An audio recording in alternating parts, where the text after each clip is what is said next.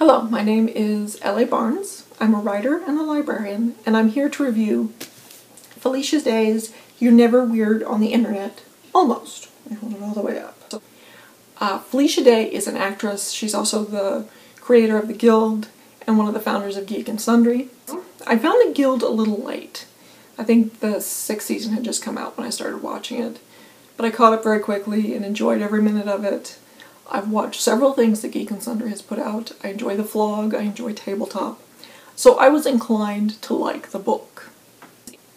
It is a memoir. It focuses on her relationship with the internet, gaming, and art. She tells some very interesting, deeply awkward stories about growing up. She explains in detail how much being able to connect with people over the internet has enriched her life. The book is, for the most part, very positive about the internet.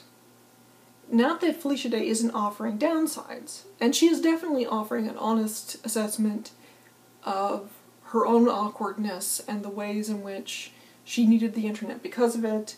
She also explains her own anxiety in a really, really beautifully candid voice. Now, I don't think it's a spoiler to give away that at some point, like about 85% of the way in, she decides to discuss #Gamergate.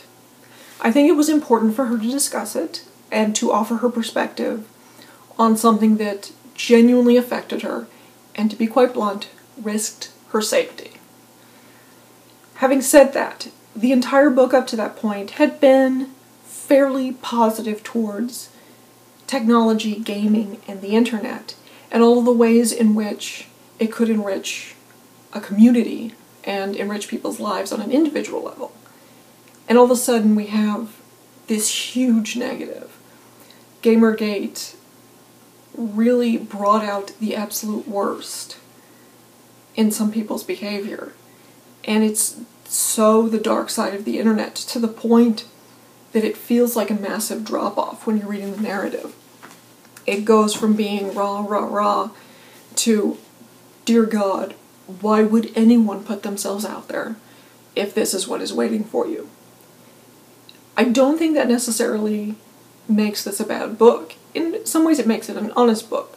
A memoir can be very difficult, particularly to end when you have a living person. And because she's gone chronologically, and because Gamergate happened, is the biggest source of conflict in that period of time right before she wrote the book, it's kind of hard not to end there, given the timing.